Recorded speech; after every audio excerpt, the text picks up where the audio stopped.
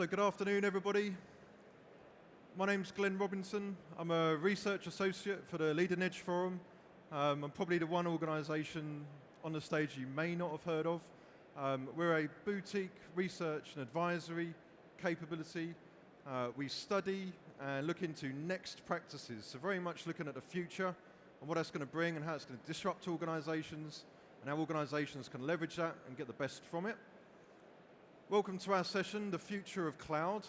I'm joined by my four distinguished colleagues, all experts in this space. So our aim today is to absolutely give you some rich information to learn from their experience, to learn from their customers about the journey other companies are going through and the sort of future that you can expect from the cloud and how it's evolving over time.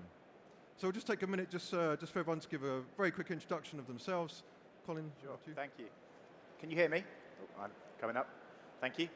Hi there. My name's Colin Humphreys. I'm the CTO for Cloud at Pivotal. I think given the other organizations here, we're the small organization. Some very big players here. If you haven't heard of Pivotal, our mission is to transform the way the world builds software.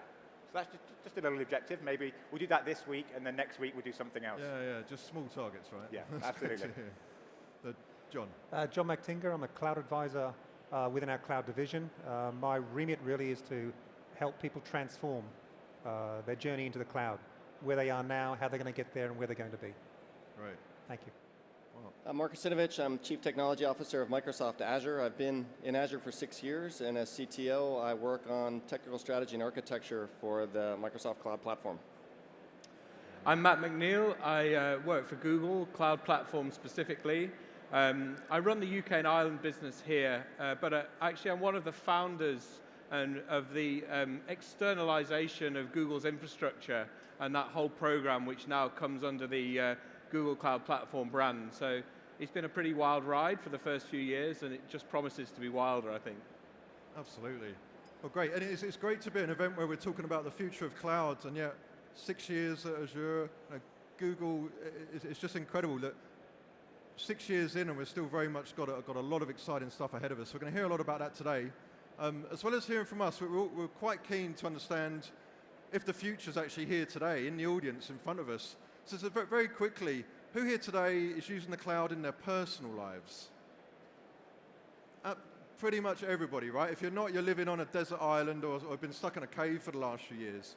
So same question again, but in your business, in the companies you work for, who's consuming cloud? It's a pretty good representation. I'd say that's maybe 70% of people in the room consuming cloud services. So of the 70% of the people in the room consuming cloud services today, how many of you are running mission critical, the business stops, if this thing goes down, services on the cloud? Maybe as much as 10%. So the interesting thing about the future with cloud is that it's not evenly distributed, right? We're all at different stages, both in our personal life and our business life. And I think we're going to learn a lot about why that's the case today. So the first topic I'd like to introduce for discussion is really about abstraction. It's one of the key elements that cloud brings to the consumer, to the developer, to the people using those services, or the end customer themselves through SaaS services, platform services, or infrastructure as a service. All these different layers of abstraction adding value to yourself.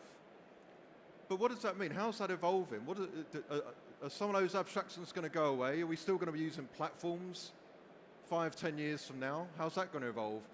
Where does that leave infrastructure as a service, the virtualization that sits in their data centers? So let's get some thoughts on this. We can start at this end in terms of maybe a platform-specific thought. So I think the reason that question's been directed at me is we Pivotal, we make Cloud Foundry. It's a very famous platform as a service. So we've been quite platform-specific. And I was, I'm fortunate to say, I was the first person to put Cloud Foundry into production in the world. So I've been a huge proponent of Cloud Foundry and the platform as a service model. But we haven't seen platform as a service take over like 100% of cloud computing. We've obviously seen, people are still using infrastructure as a service. People are using platform as a service, a large amount, but then we're also seeing emerging models such as containers as a service, such as functions as a service. So you may see things like Amazon Lambda, Google Cloud Functions, Azure Cloud Functions, these kind of things. So we're seeing new models. And I think actually one of the things we need to help educate people about is when to use which abstraction in the right place. Because each one of these things brings benefits, and each one of the things has costs as well. I think if you're using virtual machines, that's a fairly large unit. You can ship virtual machines around and they're big, and if you're shipping functions, they're small, but the cost of management with thousands and thousands of tiny functions comprising a bigger service is really high. So you have to think, what's the right thing to use in the right place? So I don't think we're necessarily going to see any of these units of currency, these different abstractions die. What I hope happens is we're going to see people using the right thing in the right place as we all gain experience and knowledge using these cloud abstractions. And I think we're actually going to see more abstractions emerge in the future. So the right tool for the right job, very much. And so all three of you guys are in a similar position that your organizations offer a myriad of those different layers of abstractions to your customers. So how do you feel about that, and how are you seeing that the balance change from infrastructure platform? I very much agree with the idea that things should be used in the right context. The difficulty so far, I think, has come from a lot of the baggage.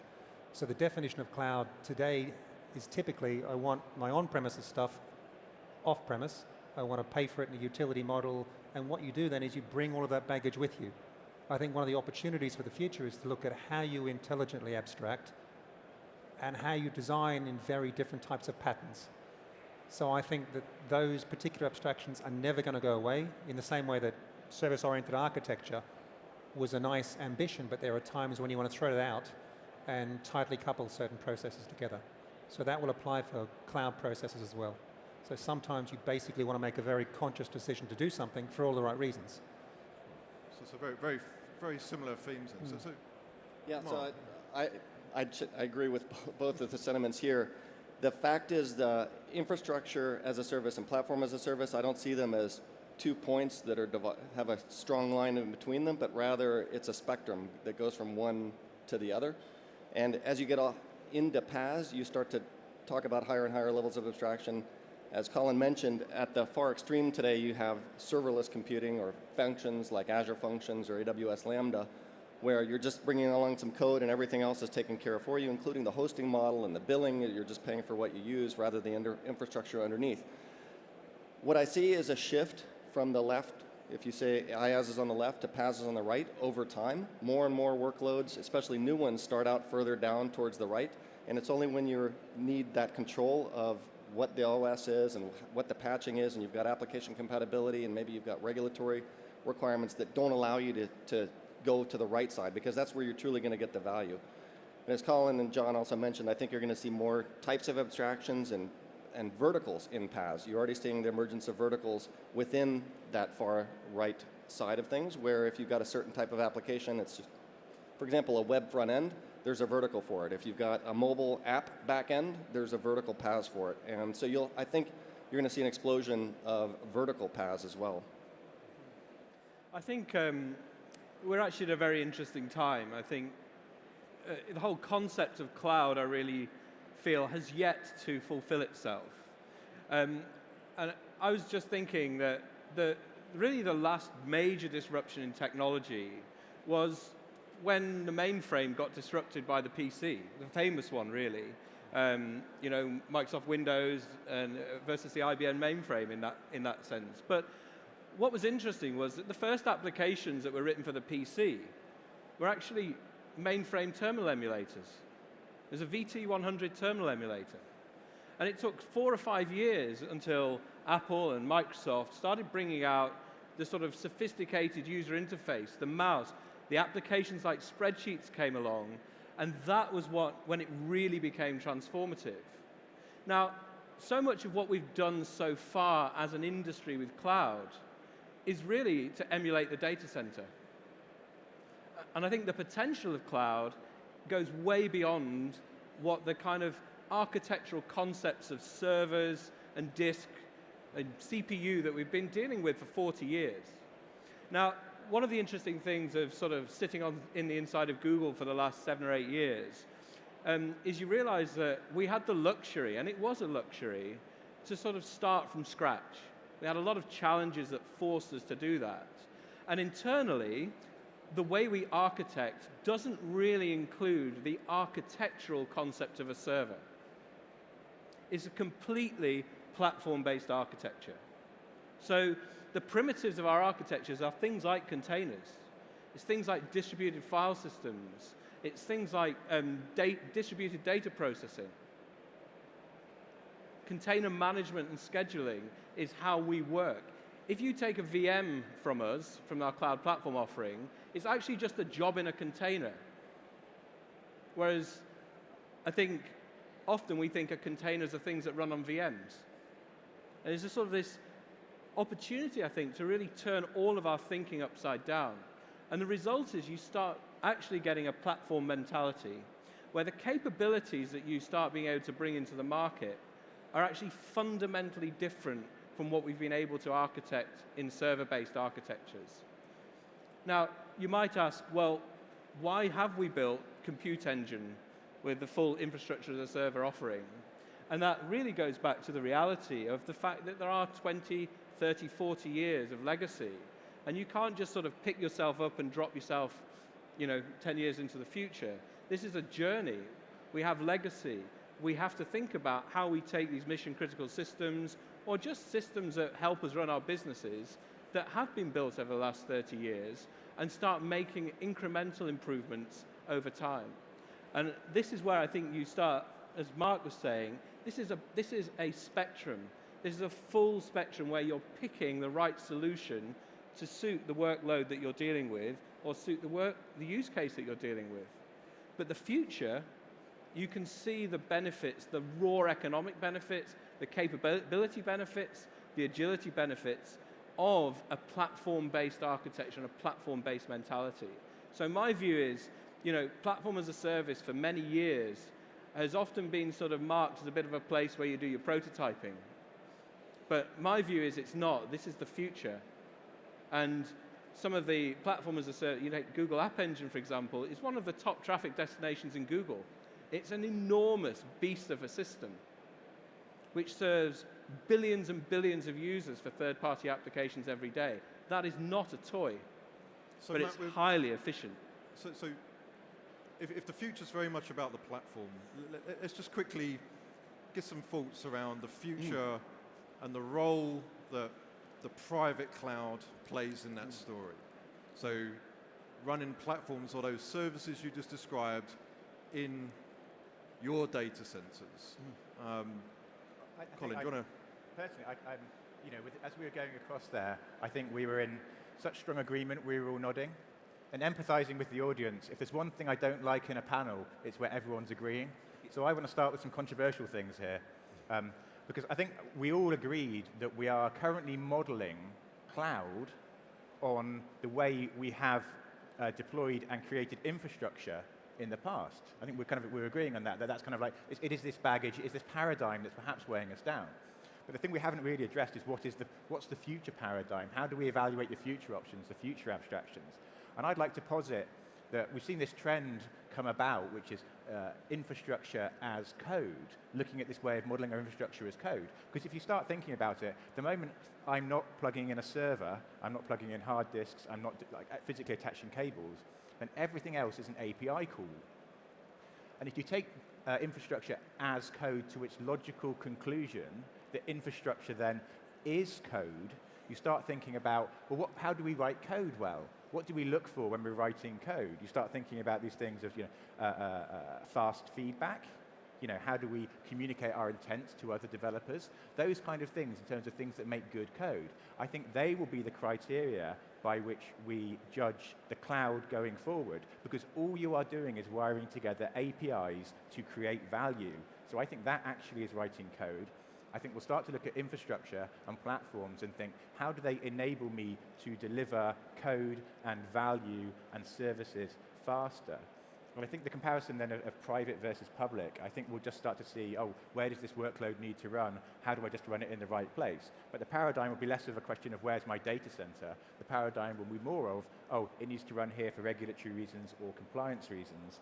And in all the other aspects, we'll be evaluating it as code, because it is just wiring APIs together.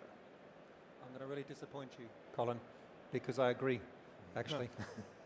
So we talked about the compliance issue that might still necessitate a private cloud. But what are the other levers that are going to make people make that decision? So I wanted to augment that. Yeah. One of the trends that I've seen around cloud typically has been an obsession with the technology. You know, Docker comes in, open source comes in, it basically completely shifts. People have to pivot on a regular basis. The thing that isn't pivoting and isn't changing fast enough is the mindset of the individuals making the decisions. And while there are some individuals who are quite enamored by the art of the possible, the reality is that there's a lot of baggage to address. There's a lot of cultural baggage, organizational baggage, legislative baggage. There's a number of things that's providing stasis, and it's preventing organizations doing what they need to do. So while we have a software-defined everything as an option and as a possibility and potentially as the end game, the reality is that we're not in a position to make those changes because we can't commit. So it's compensation-driven, it's ego-driven, it's all the sorts of reasons. But if we're not prepared to exploit the technology in the way it's used, consciously make those hard decisions, and some things can't change, that's not an issue. I think we also need to accept that not everything is going to move to the cloud, but those things that qualify moving to the cloud should be moved to the cloud, or move back, or sit across the cloud, because the cloud isn't the end game. It's just a piece of technology that we should be in a position to exploit as we need it. So, yeah. So with that in mind, and Mark, I'm going to call upon you here. So we heard about this isn't a problem that just sits within IT. It's not a technology problem. The technology enables, but there's cultural, organization, political. Can you give us some of your learnings in terms of how you've seen customers be successful in terms of getting through some of that complexity and really pulling that value of the technology into the organization? Well, first, I do want to comment on the hybrid aspect, because this is, I think, a Microsoft perspective we've had all along as we've been working on our cloud journey, is that hybrid is something that is persistent, it's durable, it's here to stay. And there'll be certainly a few organizations that make a 100% switch to the cloud, but there'll be many, many more that for the foreseeable future are going to have some on-prem footprint. And from our perspective, we want to enable them to take advantage of cloud technologies in their own data centers. So this is why we've invested heavily in something called Azure Stack, which is actually the same software we run in public Azure, but made so that customers can run it in their own data centers or in a hoster's data center. Take advantage of the elasticity, the same self-service experience, the same management experience and application development model, which is a declarative model. As we've discussed, we agree that that's the future. But be able to take advantage of the same platform effectively in public cloud as they do on private cloud. We also see customers that are taking advantage of technologies like Cloud Foundry to get portability of their workloads and these cloud native applications that run on top of this elastic infrastructure underneath, where they can take them and run them in on-premises public clouds like Azure, or even multi-cloud developments where they go to Google and AWS as well. Now, as far as getting back to the question you just asked me about the cultural transformation, I just gave a talk this morning about cloud barriers to adoption, and one of them is the cultural transformation that IT needs to undergo to enable a business to move to the cloud. And IT has traditionally been very risk averse and been focused on infrastructure and KPIs for how they build out servers and keep uptime. More and more, IT needs to be a partner to the business and develop and become developers that are sitting there side by side, creating a platform for the business to deploy onto the cloud. So even I talked about Microsoft IT, and one of the applications we just finished migrating to the cloud, you asked about mission critical workloads. One of our mission critical workloads at Microsoft is the Treasury app, which is what manages our $100 billion in liquid assets and executes about $300 billion in cash transfers across dozens of banks around the world every year. We just migrated that 100% to Azure, and that was a joint project between the Treasury Department at Microsoft and MSIT, where MSIT was helping them architect the solution, first as a lift and shift purely to Azure, and then as a modernization to PaaS, where they executed as a partner to the business, set KPIs on business metrics like reducing cost that MSIT was measured against. So for example, as part of that, meeting that metric, the Treasury app on premises was 56 servers. When they moved it to the cloud, it was reduced down to 21 server footprint. A lot of it had gone to PaaS, and a lot of it had been right-sized, and a lot of it had become elastic. And so this is an example of IT development, cultural, let's go solve a business problem together rather than, here's some servers, have a nice day. Yeah, absolutely. Matt, anything to add? Yeah, I think the reality is that we are going to need to have flexibility of where we're running our compute or our applications. And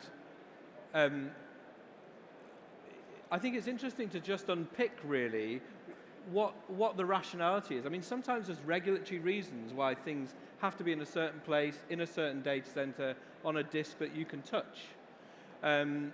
But you want to also take advantage where that restriction isn't there. But how do you bring these environments together becomes an important question. And you can do it at multiple different layers. You're doing it at the integration at the network layer. You can do it at the integration at the platform layer. But I think when you start thinking about the future, what you start realizing is there is compute in a location. How do you get a view of that compute as a single unit? So a lot of the work we've been doing with people like OpenStack, and particularly donating things like the technology we built for our container system into Kubernetes, which is a Docker scheduler. Some of the latest releases of that are actually looking at multiple clusters. So you can be running compute in your own systems and on multiple other public clouds, but still view it as a single unified compute infrastructure. So that the applications you're deploying, you can give the applications the constraints they need to run. And let the distribution system start finding the right places to put them. So you don't get this kind of problem that I think historically we've had with the hypervisor approach to hybrid cloud, which is really the proprietary nature of the hypervisors. You can't just pick them up and move them around easily. You can't pick the workloads up and move them around easily. So my sense is that there is this is a major thing that we have to work through as we're moving in this integration. But where is it going?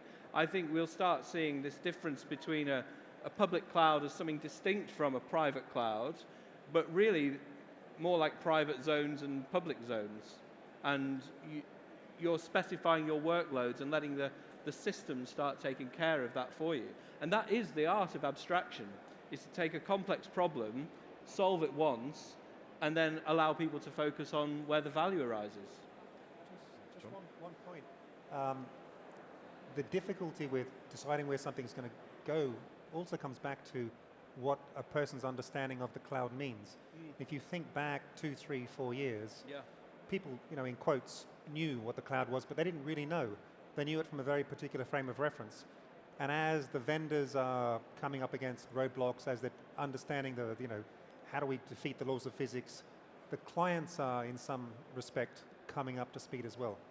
If you think about the IBM approach of fundamentally building on open source availability, OpenStack, Cloud Foundry, Docker, microcontainers, it's effectively provide the maximum level of choice, because in many respects the problems aren't yet well defined. So people have got a number of solutions looking for problems. That's the unfortunate situation we're in.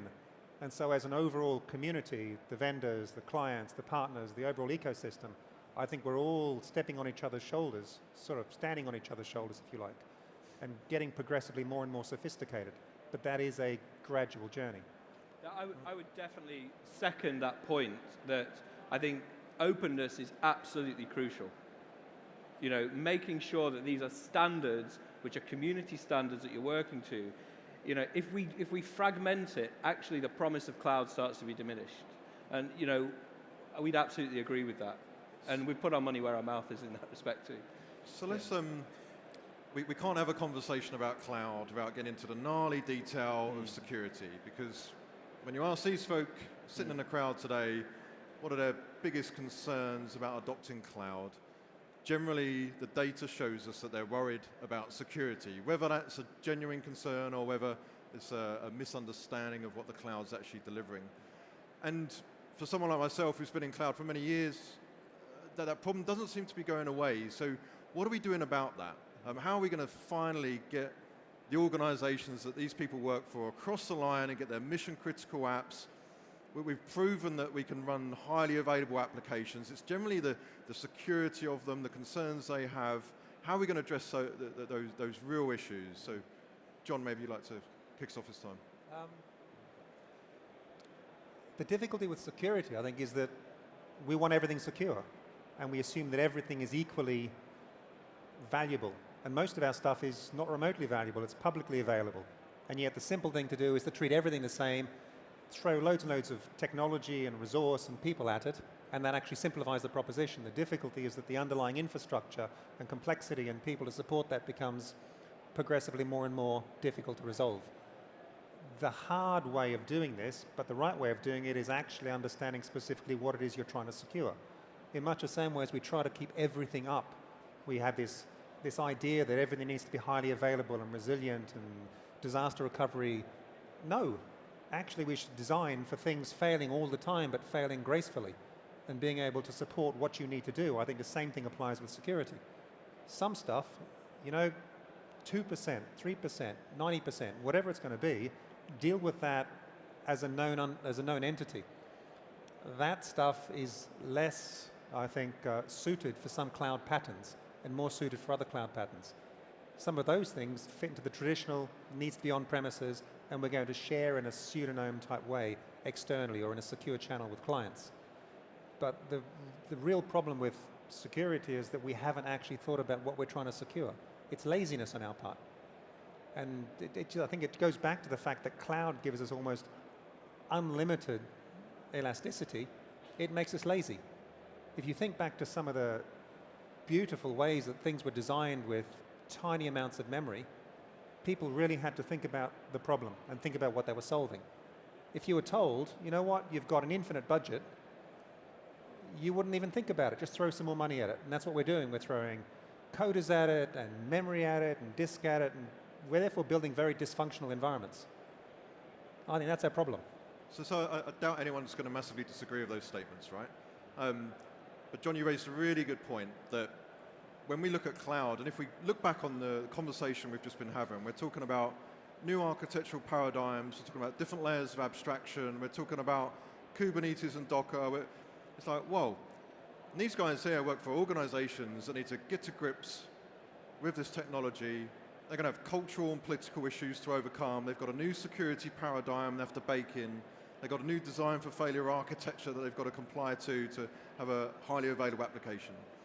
So I see the skill deficit, the understanding and the knowledge in the cloud space being one of the big areas that's really holding back mass adoption at the moment to overcome a lot of the challenges we've just described. Feel free to disagree with that statement, but the question is, what are we going to do about that? How are we going to enable these people, breathe confidence into them, to bring their applications, to consume cloud services in the future? How are we going to help shorten that skill deficit? Is it through more technology abstraction? Is it through something else? So yes, it is. I think it is through different technology abstraction. It's about using, in an informed way, the right technology for the right purpose. So the use of microkernels, for example, provides an excellent way of very, very much reducing the attack vector down to almost nothing. Docker, about containing things, about preventing things falling over, about isolating things, about preventing that instability. So there are bits. Can I jump in there? Yeah. I just want to jump in there. Kind of your question. I disagree ever so slightly with something you're saying. Something that we see a huge amount is people taking quite a low level of abstraction, something like Docker, and then having a shortage of skills to use that to build like something as a higher level of abstraction, like platform as a service. So I talk to lots of companies that have spent the last couple of years trying and failing with teams of 20 or 30 people to build something that looks like a platform as a service into which they can place their code and it will just run. So this is a fairly major issue, I think, that people are trying to take lots of low-level tools and reinvent things that have already been done. So the premise of something like Cloud Foundry, a true platform as a service, is that you give it your code and it runs and it keeps it running. And I think using the right abstraction layer in the right place is one of the ways we're going to help with the skills gap. We're always going to need people with the right skills to do the right jobs. But I think the skills gap at the moment, the problem you highlight, is so acute that people are taking very low-level things, such as trying to build their own microkernels essentially by hand, and then build a platform to run that on, and then try and work out how do we schedule those loads and writing their own schedulers. I think we have an issue where lots of technology is out there, so the future is here, it's just not evenly distributed, and people aren't aware of where to use the right things. That's great. Go on, Joe. No dispute with that. So, sorry. The only thing I would add, though, is that the nice thing about Cloud Foundry is you just give it the code. What we probably haven't discussed, which is probably as important, is the whole continuous integration and delivery mechanism. Building application scanning, security vulnerabilities, as part of the whole DevOps process. And if you use a system such as Cloud Foundry or on Microsoft PaaS, and you actually build that security mindset from the ground up, as opposed to adding it at the end, that should give a level of confidence to people building applications in the cloud. So maybe I'll ask the question to you guys, though. Do you see that then, that cloud's enabled and it's brought us a whole bunch of technology, and with it we've seen the rise of paradigms like DevOps, and the answer to the security and the concerns that people have is to bake the security primitives, the architectural primitives, into that DevOps process? Is that where it should live and where it should be embodied? Yeah, well, so first, going back to your original question about how customers are going to get comfortable moving their workloads to public cloud, I think part of it is comfort with the infrastructure itself and the cloud service provider itself, which comes from a few things. One is, they should have evidence of operating in a trusted manner. This is why Microsoft, for example, we fight very hard for the rights of our customer data, because one of the concerns is privacy and data security, especially when it comes to law enforcement, for example, where we fight the case in Ireland being a very high-profile case where we fought against, or fighting against the United States government's attempts to get data out of a foreign country without going through due process of law in that country. We go to extremes, too, to satisfy the regulatory compliance and data sovereignty concerns of companies. For example, here in the UK, where we went live with UK regions just in the last month. We also went live with a German sovereign region, which is operated by a subsidiary of Deutsche Telekom, a local national entity, which then gives those customers assurance that it's being operated under German data handling laws.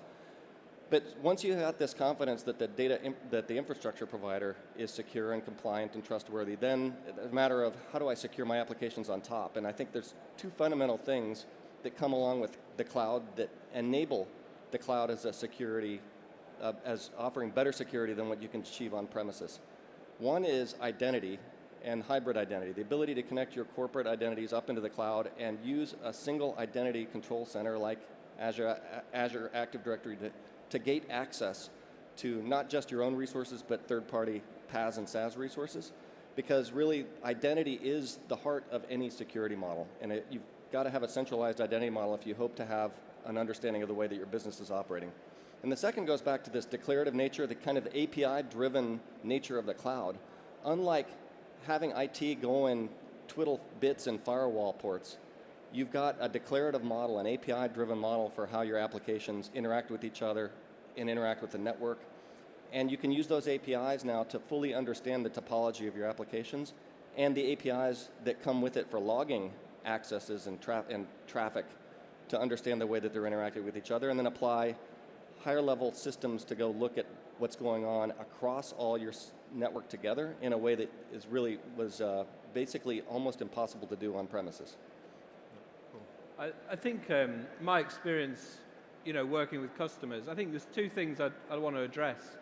The first is this idea that the cloud is not as secure is not what I'm experiencing when I'm talking to customers. I don't think actually that's what a lot of people think anymore. They might have done 5 years ago, but most people understand what the exposure is of running their own infrastructure. They understand what the big providers are investing in terms of their own security, standing by our own users against nation states in the way that we have to do. And then you get the architectural paradigms as well, that the ability to inspect and see what's actually going on becomes possible actually in a cloud environment in a way that actually is more difficult when you're managing potentially your own data centers. So I think there are a number of factors that go on here. My suspicion is it's not really security that's an issue. People don't really ask us that much about it, because they've done a lot of research. And I think there's this idea that you kind of sort of put out that people don't have the skills or they're struggling. I mean, yes, there's a lot to learn, but people have the skills. Enterprises have been going through change, figuring out how to deploy and utilize new technology for decades, ever since there's been technology. We talked about the mainframe and the PC. We've been through disruptions before.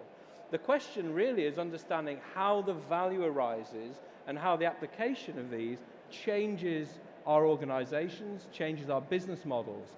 And I think it's those changes which really lead to anxiety. Because that's what's really at the bottom of this, is a sort of an anxiety around a recognition that the world's changing and trying to understand where it's going. And we're in a time of change. So the one thing I think that we as an industry need to do is recognize that this is a partnership that we have with our customers. For too long, I think we've thought of cloud as somewhere where we go and buy a tin of beans or something. I stick in a credit card and take it and come away. Well, that's okay if you're doing things around the edges or playing. But when you're running mission-critical systems, or you're running them on our servers, how do you reduce the anxiety or feel you have that partnership that has got your back from top to bottom? Some of the things that we're working on is exposing our operations infrastructure, teams, people, how we do operations for our customers, so that you can start accessing some of the deep operational layers of not just our systems, but our processes and our people. And I think this is a really key thing that, as an industry, we're needing to focus on, because there is a sort of a sense of anxiety as we get to this point of saying, I'm seeing an opportunity here for my business that I want to pursue. How do I really partner to fulfill that opportunity? And so I think it's a bit more nuanced, actually, than just a technology skills gap. I don't think that's an issue. Sure, there's lots to learn, but there are a lot of smart people out there, and they are learning it. Look at we talked about containers. That's been a huge change, and it's being massively taken up broadly. It's a small part of the wedge, but the speed of change is more than you'd think. And by the way, if you haven't read the Site Reliability Engineering book, it's a fascinating read. It's about how Google run and maintain their systems. I'm sure things like that that Matt talks about, the way it sort of breed confidence into people in terms of adopting cloud. There's one other subject area I'd like to touch on. When we look at the future and what that's going to bring, the cloud is very much here. We've heard it today, right? It's very much a part of everyday life for these people, and people are bringing business workloads. The next big thing is the whole sort of machine intelligence revolution that we're seeing is going to come down. It's being built on these cloud platforms, driving a whole new set of value to organizations. I know, you guys specifically are very much playing key roles in that space. So when we look at the future of cloud, how's that really going to disrupt, create those areas of value, and open up new opportunities for the people here? And Colin, maybe I'll start with Yeah, I think there's going to be a tremendous explosion of innovation. So I think I talk about this quite a lot. I'm sorry if for some of you I'm repeating myself here. I think there's a lot of fear in our kind of IT departments that they're going to be out of a job, that we're seeing this kind of rise of the robots, and basically people will have no role in the future. There'll be like a few super rich people, and the rest of us will have no employment. And I don't think that's true. I think what we're actually going to see is that the number of people required to operate a service is going to reduce dramatically. So we've seen customers that used to have, say, 50 people running some servers, take that down to having, say, 2 or 3 people running a cloud foundry that can now run 10 times or 100 times more applications. But that doesn't mean that company then invests less in technology, Technology is then more efficient for the company, so it invests massively more in the production of applications, because we're seeing this kind of it's an income and a substitution effect. So the company then invests massively, massively more in development, in the higher level things, because it's more productive, it's more efficient. So what we're not going to see is far fewer people building technology, using technology, wiring these APIs together. What we are definitely going to see is an explosion of people working in technology, because it's so much more efficient and it's so much more productive to work in this area. Great. John? I think the key to exploiting the opportunity around machine learning, deep learning, and AI is around the plethora of data that now exists and the ability to process it at scale. There is something like, I think there will be around 40 billion connected devices by 2020. Each of those connected devices has the potential to be a data input, but also a center of processing. So to scale that out and to actually use edge computing type principles to aggregate that content in a very intelligent way is really interesting. The distinction, though, is that there will be almost two categories of areas that AI and machine learning will contribute to. One is the commodity side, and actually the vast majority of people will be happy with the commodity side, and it's almost indistinguishable from magic and fantasy anyway. But most people will be delighted to take advantage of it. There'll be a tiny minority who really exploit what that has to offer in terms of capitalizing on the data and the interrelationships between that data. And that data is really interesting data. So it's audio, vision, it's network analytics, it's relationship type data that's being ingested and processed in ways that we can't actually conceptualize at the moment. I think the real opportunity is based on how elastic we can be, how much data we're prepared to process, and how flexible we are as a society to allow that to happen. Because in the last 5 to 10 years, there's been almost a pushback. I want the free service, but I don't want to share my data. There'll be another pushback that says, I want the magic, but how much data am I prepared to share? How much of my own processing power am I prepared to share? How many geographical boundaries am I prepared to ignore? Because only with ignoring that sort of stuff do we get the real potential. And whereabouts in our personal lives are we going to really start to feel the impact Everywhere. of this? Everywhere. So nothing's off the table? Well, from recommendation engines to having things automated in the house to, I'm walking along and my mobile will say you've got a flight in an hour, or watch out for traffic, because it will track what I'm doing on an ongoing basis. And again, that's part of an opt-in type thing, but this technology isn't future. This is 5 years ago. We're just getting a lot more comfortable with using it now. The things that are in the future, we're developing now, and we're not remotely prepared to deal with it yet. So John really put it well. I think the cloud and machine learning are made for each other and actually synergistic and empowering each other. And IoT is a key part of it. John mentioned IoT is a key scenario.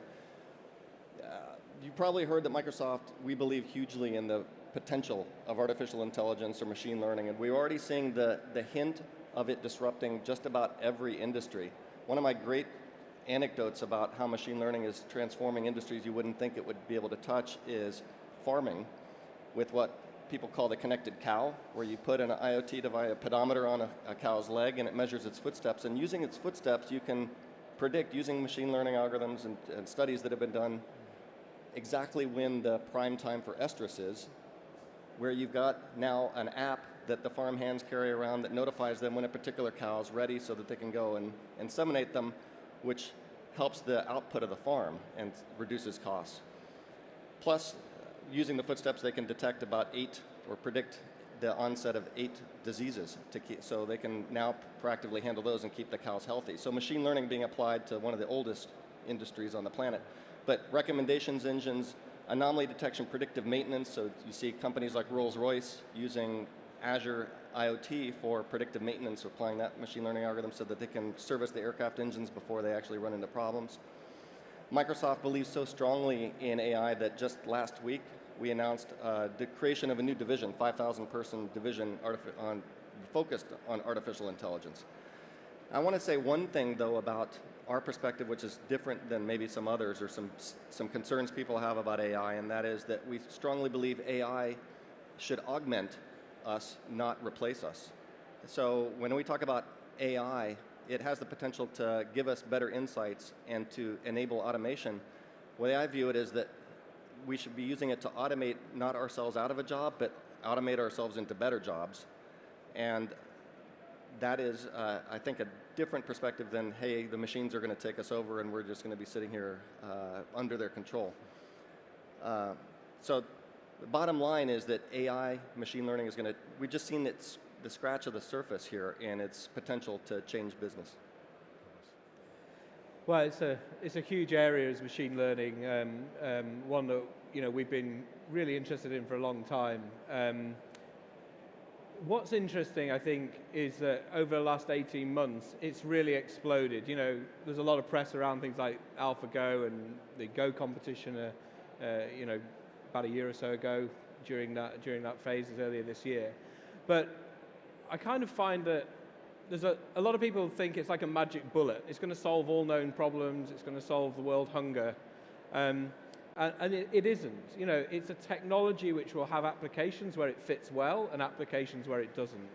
And it is dependent. Very good machine learning models are dependent on having solved the data problem, which is why I think there's this real synergy with cloud, because that's what cloud allows you to do. To train a decent model requires huge amounts of data. Orders of magnitude more data than driving insight out from just analytics themselves. So some problems are just not tractable using machine learning. And I think we're still really trying to, in that creative space where we're trying to figure out what problems are tractable in industry, how do you test those out, how do you do that cheaply, and which of those solutions that do work actually generate business value. Because this is I think this is the unsolved problem right now. I think we're very much in the question mark phase of this technology. Our experience is very much internally, it absolutely can add huge amounts of value and, in a sense, humanize technology. We find that a lot of the places we're deploying machine learning is in making the technology more responsive to the varied needs of people. So this sort of sense of augmentation, I think, really has is a good guideline of the sort of area we should be looking at, and trying to find out where that responsiveness really drives value for our businesses. Because that's, if there's not a business model there, it's just a toy. And it could be an expensive one. So look, John, one thing to add to that. It's interesting that you talk about augmenting an existing business value. I think the approach that we've taken with the Bluemix platform is actually to take 30, 40 deep learning and AI type processes and say, you've got a standard development type approach. You're running your development process to solve an existing business problem. There are a number of ways that you can augment that with machine learning. Take a cognitive perspective, I think, and that way you allow people to sort of ease their way gently. It's not about saying I'm in 2016, but I'd like to understand what it looks like in 2050. Let's take a machine learning view of 2016. Small steps, but allow people to get very disproportionate benefits from a very small addition of code, really. Great. Well, look, I think we're about to get a hook. Yep. I'd like to thank my panel guests, and I'd like to thank you all for attending our session this afternoon. We hope you found it informative, and enjoy the rest of IP Expo. Thanks very much.